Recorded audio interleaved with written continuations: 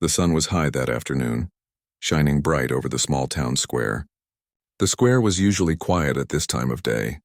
Birds would fly from one tree to another, and the wind would carry the smell of dry earth and fresh bread from the bakery. But today things were different. People were gathering from every corner of the town. Some came out of curiosity. Some came because they were told to, and some came because they had nothing else to do. At the center of the square stood a tall wooden platform with a single iron post fixed to the ground. It was old with rusty chains hanging from it. Normally it was used for showing speeches or small town gatherings, but today it was something else. A group of officials stood around it, speaking in low voices and giving orders to each other. Everyone knew something unusual was about to happen. A narrow road led toward the platform, and soon a wagon rolled into the square. Inside it sat a young woman. Her hands were tied loosely in front of her, and her simple dress was covered in dust from the road. She wasn't screaming or crying. She was quiet, her eyes fixed on the ground as if she had already been through enough. Her name was Clara. She was known to many people in town. She worked at the small bookstore near the church. She liked to help children find their favorite stories. She had a gentle way of speaking that made people feel calm around her. She had never hurt anyone, and she was not known to cause trouble. Yet here she was, sitting in a wagon like someone who had done something terribly wrong. The crowd whispered. Some said she had spoken out against a powerful man in town. Others said she had stood up for someone else. Nobody really knew the full story, but they all sensed that this wasn't fair. Still, they watched. 2 guards walked toward the wagon and helped Clara down. She didn't resist.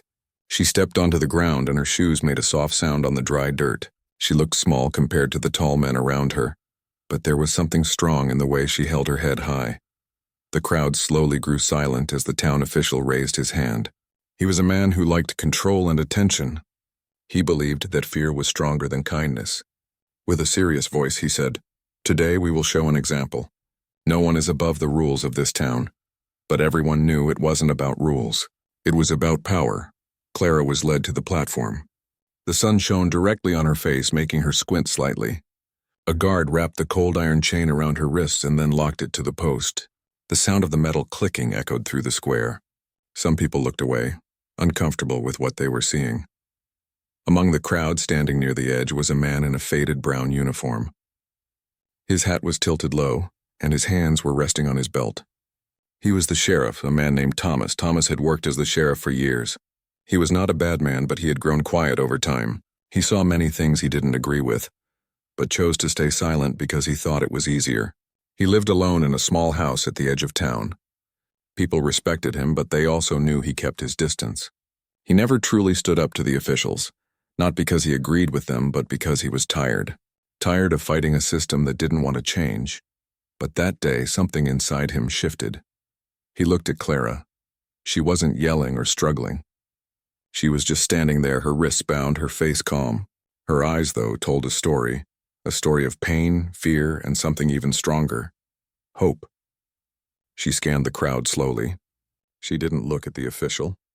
She didn't look at the guards. Her eyes stopped when they found Thomas. For a second, it felt like time slowed down. Thomas felt a strange tightness in his chest. He wasn't used to people looking at him that way, not with trust, not with hope. Clara's lips parted slightly. She didn't shout. Her voice was soft, but it carried across the square as if the wind wanted everyone to hear it. "Please," she whispered. "Save me." The words were simple, but they were powerful. The crowd heard it. The official pretended not to. The guards looked uneasy. But Thomas, he couldn't pretend. In that moment, Thomas felt like he was standing at a crossroads inside himself. One path was the same old one, silence, obedience, walking away. The other was uncertain, dangerous, but real. He remembered the first day he became sheriff. He had promised himself he would protect the innocent. He had believed in justice back then, but somewhere along the way he had buried that part of himself under years of fear and disappointment. Now, standing in the heat of the afternoon, Clara's voice pulled that promise out of the shadows. The crowd shifted uneasily. Some people glanced at Thomas, wondering what he would do. Others avoided his gaze. No one dared speak. The official continued his speech, but the words were a blur to Thomas. He wasn't listening anymore. All he could see was Clara's face, tired but strong, afraid but unbroken. He noticed small details. Her hands were trembling slightly from the cold touch of the iron. Her hair was messy from the wind. She had a small scar on her wrist, like a reminder of something she had survived before, and yet, there she stood, meeting his eyes with quiet courage. Thomas's heart began to beat faster. He had seen many people come and go in this town, but he had never seen anyone look at him like that, as if he was the only one who could make a difference. He turned his gaze toward the official. The man was smiling proudly, believing this show of power would make people obey. But Thomas knew what this was, a performance built on fear, and Clara was the unwilling center of it. Inside, Thomas felt a storm. He didn't like conflict, but he hated injustice even more. His hands tightened on his belt. He knew what it would mean to step forward. It would mean breaking the rules. It would mean losing everything he had built over the years. But it would also mean doing something right. Clara didn't break eye contact. She didn't beg. She simply waited. She trusted him, even though she didn't know if he would act. Thomas took a slow breath.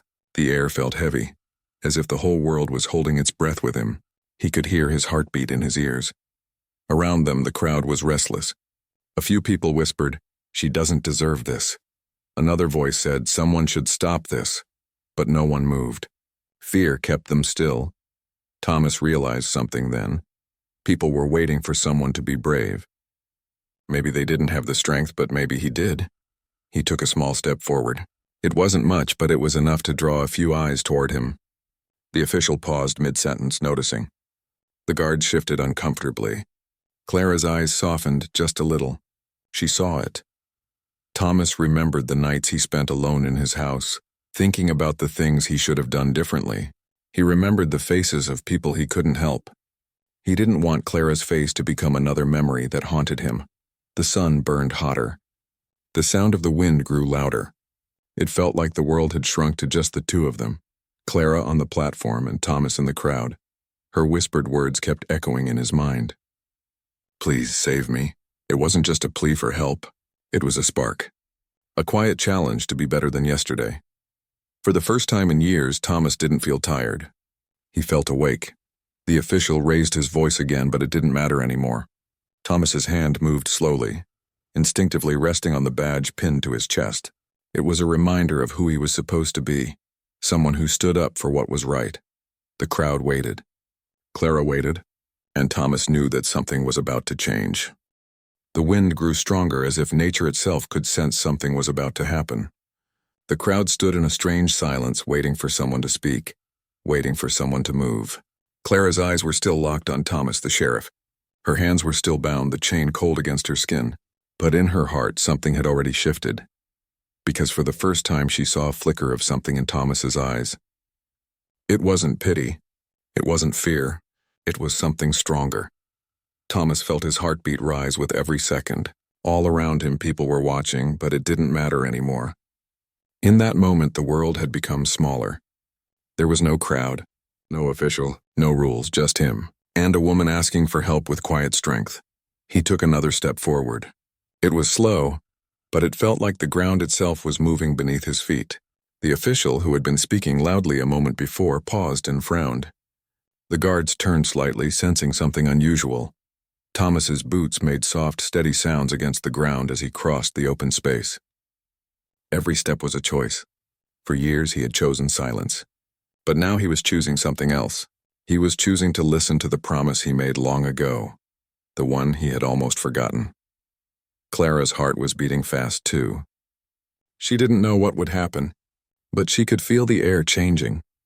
She could feel hope rising inside her chest like a quiet flame. When Thomas reached the bottom of the wooden platform, he stopped and looked up at her. For a brief second, they didn't need words. The way she looked at him was enough. It was trust. It was belief. Then, without a single word, Thomas climbed the steps. The crowd gasped softly. No one expected the sheriff to do anything. For years, he had followed orders without question. People whispered to each other, wondering what this sudden courage meant. The official tried to hide his surprise with a forced smile. "Sheriff," he said loudly, "you're just in time to witness a lesson for everyone. This is how we keep order." Thomas didn't respond. His eyes didn't leave Clara. He reached into his pocket and took out a small key he always carried, the one that opened the old iron locks on the chains. His hands were steady now, as if they had been waiting for this moment for years. The official stepped forward, trying to regain control. "Sheriff," he warned, "this is not your decision." But Thomas's voice, when it finally came, was calm and clear. "No," he said slowly, "but it is my duty to protect what is right." That simple sentence carried more power than a long speech. The official froze, unsure how to react. Thomas walked closer to Clara. She stood still, her breath caught in her throat. She had dreamed of someone stepping forward, but she had never imagined it would be him. The crowd leaned in as if holding its breath. Even the birds on the trees seemed to have gone quiet. Thomas knelt slightly, sliding the key into the lock. The old iron made a soft sound and then click. The chains loosened and slipped away from Clara's wrists. For a moment, no one moved. No one spoke. Clara slowly raised her hands, touching the places where the cold metal had pressed against her skin. The air on her wrists felt warm and free. She stepped down from the platform carefully. Her legs were weak, but her heart was strong. Thomas stood beside her, not in front of her like a savior, but next to her, like someone walking the same path. The official tried to speak again. "Sheriff, this is against the—" But before he could finish, the crowd began to stir. A woman in the front row whispered, "She doesn't deserve this." A man near the bakery said softly, "It's about time someone stood up." The whispers grew louder. They were not angry shouts. They were the quiet awakening of a town that had been silent too long. Thomas turned to the official with steady eyes. "The law means nothing if it is not fair," he said, "and I won't stand by anymore." Clara felt tears fill her eyes, but they were not from fear. They were from the feeling of finally being seen. She had spoken up for what was right, and though it had cost her much, she now saw the power of even a single voice. The official's face turned pale. He had built his control on silence, but now silence was breaking. The people who had always looked away were now looking directly at him. And they were not afraid anymore.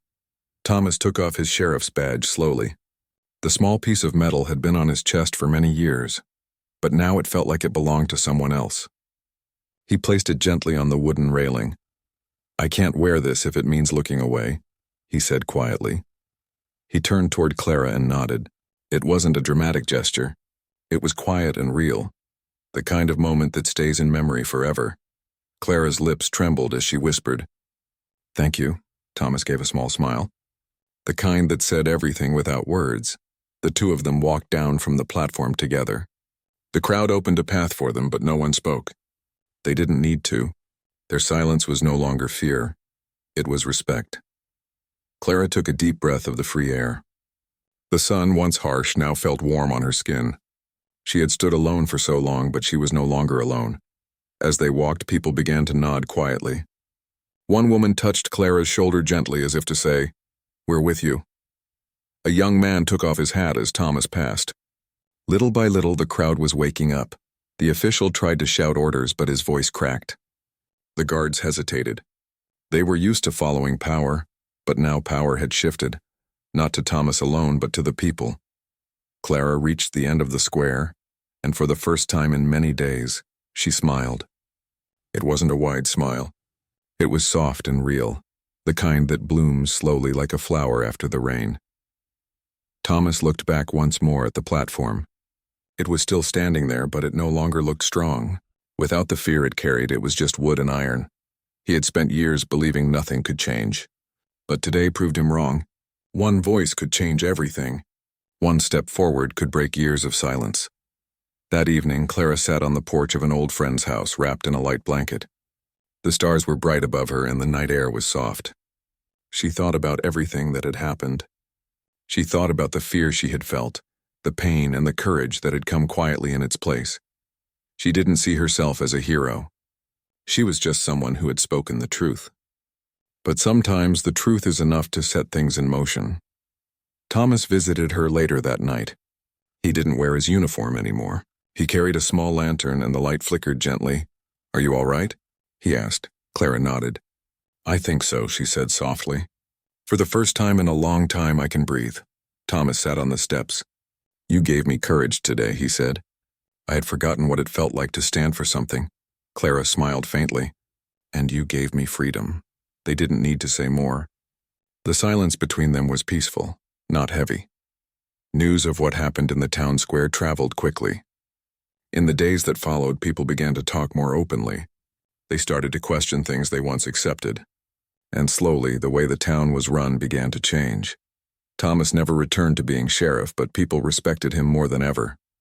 They saw him not as a man in uniform, but as a man who finally listened to his heart. Clara went back to the bookstore.